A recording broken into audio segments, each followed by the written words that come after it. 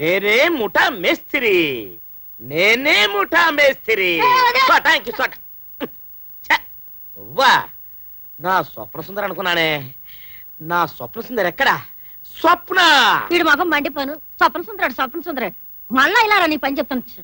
స్వప్న సుందరి, స్వప్న సుందరి, నా చెవు చూసావా? చెవిలో పువ్వు చూసావా? నువ్వు నీ చెవు, ఆ చెవులో ఉన్న పువ్వు చూస్తుంటే నాకేమనిపిస్తుందో తెలుసా? నీ గుండె చల్లు అనిపిస్తుందా? నేనే అతికించాను.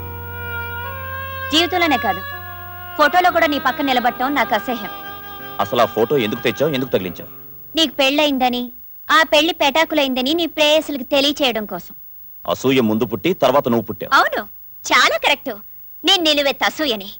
నాది అనుకున్న దాన్ని మరొక నేడు కూడా పడినివ్వను, నాది కాదనుకున్న దాన్ని సుఖపడనివ్వను. అయ్యయ్యో, తడిపేసావు కదరా వెదవా. ఆడదిక్కులను కొంప ఇలాగే ఉంటుంది. బాసు, నీ లుంగి ఏమైనా ఉందా? లుంగి లేదు, లంగా లేదు. ఎవతవే నువ్వు? పిల్లాడి దింపు. అబ్బా, పిల్లాడిని దింపాలా? అడగడానికి నువ్వెవరు? పిల్లాడికి తల్లి లేదు కదా అని చెప్పి స్నానం చేయించడానికి వచ్చాను. స్నానం చేస్తుందట స్నానం. ఊర్లో ఇంకా చాలా మంది పిల్లలున్నారు, అక్కడికి వెళ్ళి చేయించచ్చుగా స్నానం. అబ్బే, ఎందుకెళ్తావు? ఎర్రగా బుర్రగా ఉండే తండ్రి అందరి పిల్లలకు ఉండొద్దు. నోర్మోయ్ రాణి, వీడికి స్నానం చేయించు.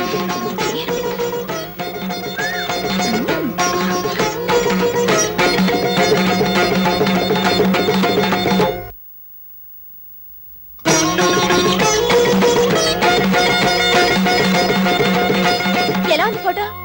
ఏమిటేది ఫోటో? చోటు ఖాళీగా ఉంది కదా అని నా ఫోటో అతికించుకున్నాను. నా బాస్ అంటే నాకు చచ్చి అనిపిస్తాం తెలుసా. ఎలాగో జీవితంలో సెటిల్ అవుదాం అనుకుంటున్నాను కదా అని ముందుగా ఫోటోలో సెటిల్ అయ్యారు. బాగుంది కదా? నిన్ను రామకృష్ణ, రామకృష్ణ, నిన్ను జనాభా లెక్కల్లో చేర్చుకుంటారట. ఎక్కడయ్యా? ఏమిటి? ఏం లేదమ్మా, ఎలక్షన్లు వస్తున్నాయి కదా, అది. మీ ఇంట్లో ఎంతమంది? ఇద్దరం, రామకృష్ణ, అమూల్య. అంటే మీరు ఆయన భార్య? అవును, మాజీ భార్య. మాజీ అంటే? పూర్వాశ్రమంలో భార్య, ఇప్పుడు నేను ఆయన భార్యని. అదేంటి, ఒక్కొక్క ఆశ్రమంలో ఒక్కొక్క భార్య? తప్పే ఉందండి జనాభా గారు. పక్కింటి సూర్యనారాయణ గారికి 2 భార్యలు, ఎదురింటి పరంధామ గారికి 3, 2 అఫీషియల్, 1 అఫీషియల్. ఎవరికి ఎంతమంది అయినా ఉండనండి, కానీ ఈ అమ్మాయి పెళ్లి కాని పిల్లలా ఉంది. తప్పే ఉందండి. పెళ్లి కాకపోతేనేంటి, పిల్లాడు ఉన్నాడు కదా. వాట్? పెళ్లి కాకుండా తల్లా? ఏమ్మా, ఈ పిల్లాడు నీ బిడ్డ? అవును. సిగ్గు లేకపోతే సరే, వాడు నా బిడ్డ. అదేంటమ్మా, ఇంతసేపు మొగుడు కోసం దెబ్బలాడుకున్నారు, ఓకే, కానీ ఇప్పుడు పిల్లాడి కోసం కూడానా? అదో సరదాలండి. ఊళ్ళో ఎవరినన్నా అడగండి, ఈ పిల్లాడి తల్లి ఎవరో చెప్తారు. కన్న తల్లి ఇక్కడ ఉండగా ఎవరిని అడగటం ఏంటి? నేను చెప్తున్నాను, రాసుకోండి, వాడు నా బిడ్డే. అసలు దీనికి ఇంత గొడవ ఎందుకండి? కుర్రాన్ని అడిగితే పోలే. వాడికి నోరు లేదు కదండి. బాధనికి నోరు ఎందుకండి? కుర్రాన్ని ఇలా ఇవ్వమ్మా, అక్కడ కూర్చోబెడితే తల్లి ఎవరైతే వాళ్ళ దగ్గరికి వెళ్తాడు అంతే. నువ్వు తప్పమ్మా. అది నీ తల్లి శ్రీ ఎవరో తెలుసుకుని వెళ్ళరా కొడుక.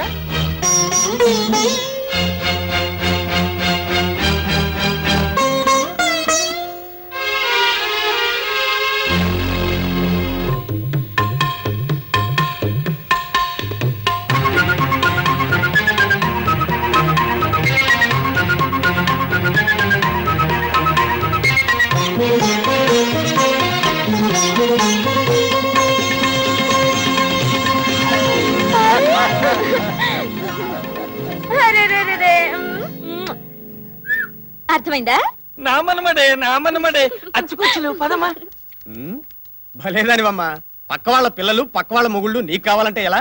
కావాలంటే నువ్వు పెళ్లి చేసుకో, నువ్వు పిల్లలు కను. లెక్క తేలేదు. శ్రీమద్ రమారమణ గోవిందో హార్. తల్లి పోస్ట్ గోవింద, ఇక పెళ్ళం పోస్ట్ ఏమవుతుందో ఏమో. గోవిందా గోవిందా. అయ్యగారు, అయ్యగారు, కారులో అమ్మాయి గారు వెయిటింగ్. Coming coming. ఎవతది? ఆవిడ నా పై ఆఫీసర్. ఆవిడెవరన్నది నీకనవసరం. పైగా ఆఫీసర్కి ఉద్యోగికి మధ్య 1.25 లక్ష ఉంటాయి. అర్థమైందా? ఉంటే పిల్లి గుడ్డిదైతే ఎలకి ఎన్ని పిల్లి మొగ్గులైనా వేస్తుంది. సంబంధం లేదట. అక్కడ నేనేదో విడాకులు తీసుకుని తెగదెంపులు చేసుకున్నట్టు. అసలు త్వరగా పద బస్సు, టైం అవుతుంది. Hi hi. Sorry I'm late. No problem. Come. See you. Bus తొందరగా వచ్చేయ్.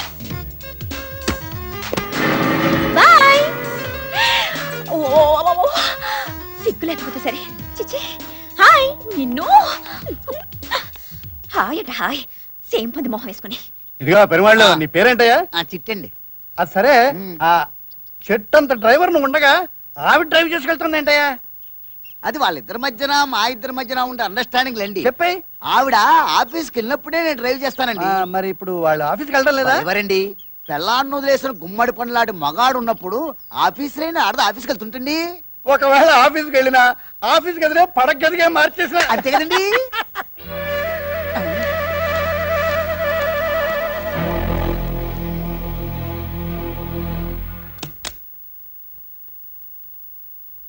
ఇంకా దగ్గరగా ఉంటే బాగుండేదేమో. అమూల్య, ఇక్కడికి ఎందుకు వచ్చావు?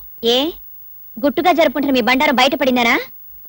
ఏమ్మా, బీచ్లు పార్కులు సినిమాలు షికార్లు చాలేదనా? ఏకంగా ఆఫీసులో మొదలెట్టావు. అమూల్య, గొంతు సించుకుని అర్చినంత మాత్రం నిజం అబద్ధం అవుతుందా? వ్యభిచారి సంసారి అవుతుందా? పైగా దేశంలో ఇంతమంది మగాళ్ళుండగా నీ సరదాలు తీర్చుకోవడానికి నా మొగుడే దొరికాడా తల్లి? సంస్కారం లేకుండా సంస్కారాల్లో నిప్పులు పోసే నువ్వు సంస్కారం గురించి మాట్లాడుతున్నావా? అమూల్య, నువ్వు ఇక్కడి నుంచి వెళ్తావా లేదా? ఇవాళ అదో నేను తేల్చుకుంటాను గానీ వెళ్ళను. జబ్బులు కనపడేలా జాకెట్టు బొడ్డ కిందకి చీర పెదాలకు రంగు పూసుకుని మాయ మంత్రాలు చేసి మిమ్మల్ని వల్ల వేసుకున్న దాన్ని మీరే వెనకేసుకు రాకర్లేదండి. ఆహా, పట్టు చీర కట్టి మొహం నిండా పసుపు పూసుకుని అమ్మవారిలో ఇంత బొట్టు పెట్టుకున్నంత మాత్రాన నువ్వు మహాపతివ్రతం అయిపోతావా? కట్టుకున్న మొగుడిని కన్న బిడ్డని గాలి కొదిలేసిన నువ్వు కూడా నీతులు చెప్పడమే. నా ఇష్టమే, నా మొగుడు నా కొడుకు. ఇష్టమైతే కలుస్తాం, కష్టమైతే వదిలేస్తాం. కానీ నీలా పూటకో చీర మార్చినట్టు రోజుకో మొగుడుతో కొలకటం మా వల్ల కాదమ్మా.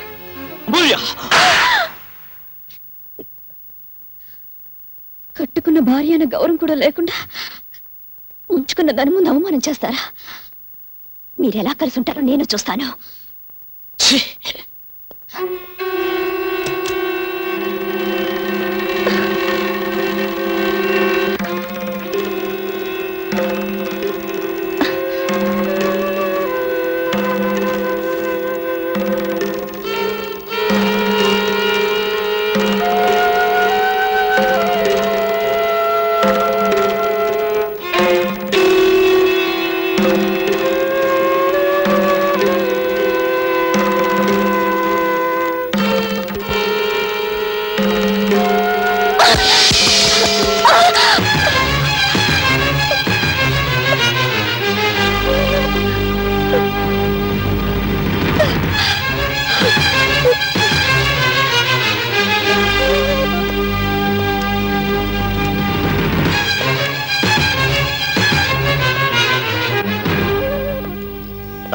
రక్తం చాలా పోయింది.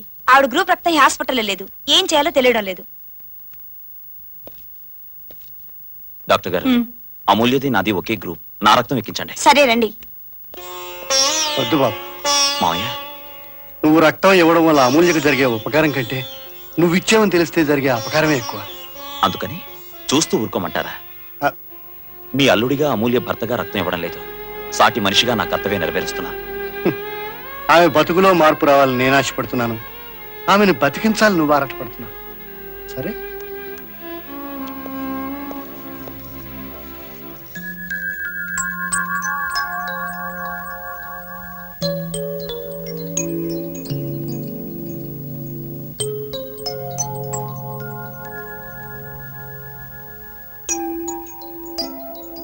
అమ్మా చూసావా, నువ్వెంత కాదనుకున్నా బావ నీకు రక్తం ఇచ్చి నేను కాపాడుకున్నాడు. ఇప్పటికైనా మనసు మార్చుకుని జరిగింది మర్చిపోమ్మా.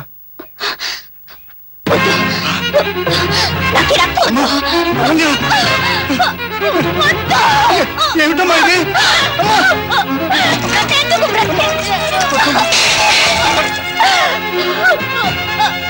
అమూల్య, అమూల్య, అమూల్య, నేను చెప్పేది విను.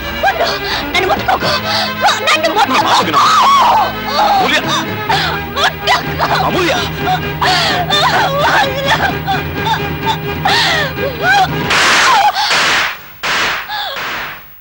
ఏం చేస్తావు? చస్తావు, చచ్చే సాధిస్తావు.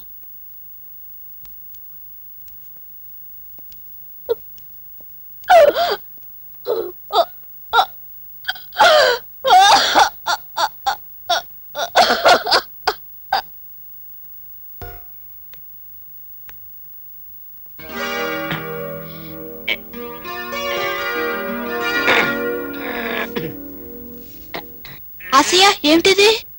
ఏమండి, చిన్న సాయం చేయరండి. మీ చేతులతో నాకు కొంచెం ఉరేసి పెట్టండి. ఇప్పుడు నీకేం కష్టం వచ్చిందని? ఈ ఆశయ జీవితంలో ఏ ఆశ లేకుండా పోయింది. ఈ బతుకు బస్టాండ్ లో ఒక్క బస్సు ఆగటం లేదు. అసలు విషయం చెప్పు. చెప్పటానికి ఏమండి, చాలా ఉంది. నేను మా పెద్దల మాటలు విని నా మేనగోడల మెల్లో 3 ముళ్ళు వేశాను. నేను శోభనం గదిలోకి వెళ్ళాను, అది మాత్రం పాల గ్లాసుతో రాలేదు. పాపం బూతులో పాలు దొరకలేదేమో. లేచిపోయింది. పెళ్లి నీతో శోభనం పక్కింటి వాడుతున్న టైటిల్ కార్డు నా మొఖాన కొట్టి వెళ్ళిపోయింది. ఎక్కడికి? అడ్రస్ చెప్పలేదు. మళ్ళీ మా పెద్దల మాటలు విని మళ్ళీ పెళ్లి చేసుకున్నాను. మంచి పని చేసావు. కానీ ఏం లాభం? పెళ్ళైన మరుసటి రోజే సాంబార్లో తిరుగుమూత పెడుతుండగా పెద్ద మూత అనిపించింది. పెళ్లి చూశాను. సిలిండర్ పేలింది, పెళ్ళాము పేలింది. గ్యాస్లో గ్యాస్ లాగా అది గ్యాస్లో కలిసిపోయింది. అయ్యో పాపం. మహాపాపం అంతే. ఇక పెద్దవాళ్ళ మాట వినకూడదని నిర్ణయం చేసుకుని నేనేవో అమ్మాయిని ప్రేమించేశాను. ఎవరిని? ఎందుకులేండి అమ్మాయి గారు, ఈ తాడు మెడకేసుకుంటాను, ఈ స్టూల్లో ఒక తన్ను తన్నండి, కదలకుండా చచ్చిపోతాను. ఆ విరక్తే వద్దు. అమ్మాయి ఎవరు చెప్పు. వద్దు అమ్మాయి గారు, ఆ అమ్మాయి పేరు చెప్తే ఈసారి మీరు ఊరేసి పారేస్తారు. నేనంత దుర్మార్గురాలు కాదులే. ఎవరు చెప్పు. చెప్పక తప్పదంటారా? చెప్పేస్తున్నా. చెప్పేయమంటారా మరి? మీరే.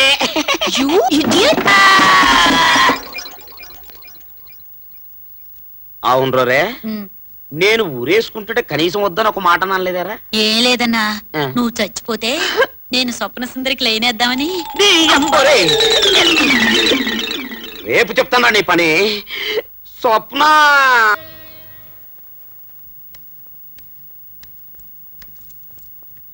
ఒంట్లో బాలేదా? జీవితమే బాగోలేదు. కరెక్ట్. నా మనసులో ఉన్న మాట చెప్పావు. జీవితాలు కలవనప్పుడు ఇద్దరం ఒకే ఇంట్లో ఉండడం కన్నా నరకం లేదు. నాకు విడాకులు కావాలి.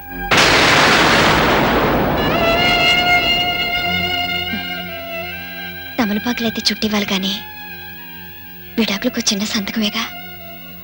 తీసుకోండి, తీసుకుని ఇంకోదాన్ని పెళ్లి చేసుకోండి. ఇంకా ఆస్తి వస్తుంది. ఆ మోజు తీరాక మరో దాన్ని చేసుకోండి, మరింత ఆస్తి. ఆ మాట నువ్వు అంటావు నాకు ముందే తెలుసు. అందుకే ఆస్తంతా నీ పేరు మీద మార్పించాను. ఇదిగో పేపర్స్. అదేమిటయ్యా, ఎవడి బాబు సొమ్ము దానం చేస్తున్నావు? ఆవిడ బాబు సొమ్ము కాబట్టి. బాలేవాడివయ్యా, ఏదో నా కూతుర్ని పెళ్లి చేసుకుని కాపురం వెలగబెడతావు, వంశాభివృద్ధి చేస్తావని ఆశపడ్డాను. పెళ్లి అలాగూ పెటాకులైంది. నేను అనుకున్న ప్రకారం కాపురం జరగనప్పుడు నేను ఇచ్చిన ఆస్తిని నేను తీసుకునే హక్కు నాకుంది కదయ్యా. అంటే అంటే ఆయనకి కాళ్ళు కడిగి నేను కన్యాదానం మాత్రమే చేశానమ్మా. ఇల్లు వాకిలి పొలము పుట్ర ఇవన్నీ బహుమతులు. దానం గంగలో కలిసిపోయింది. బహుమతులు మాత్రం నీకు ఎలా దక్కుతాయమ్మా? ఇచ్చినవాడు నేను కదా. మీరెందుకు బాధపడుతున్నారు? నేనిచ్చేది మీ కూతురికి. ఇంకా నా కూతురు ఎక్కడుందయ్యా?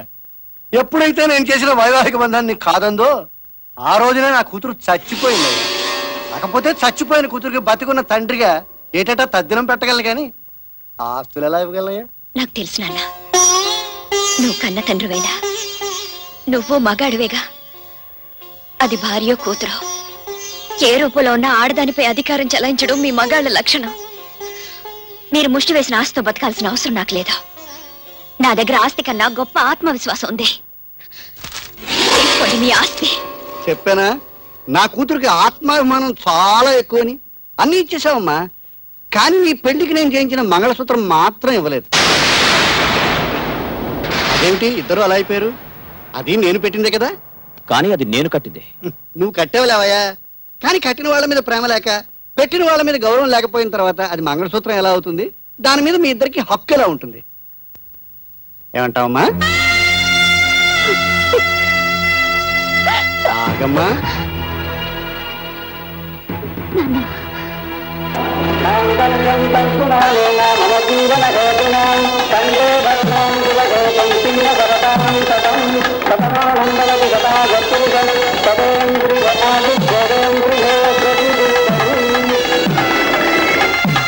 మావయ్య, మావయ్య, ఆగు మావయ్య.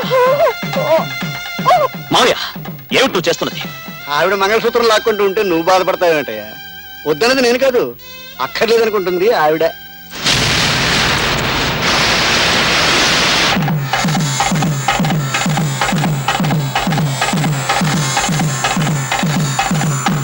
ఆడదాని మాంగల్యం నిలుపుకోవడానికి నీ బంగారు అక్కర్లేదు నాన్న. ఈ పసుపు కుంకుమ చాలు.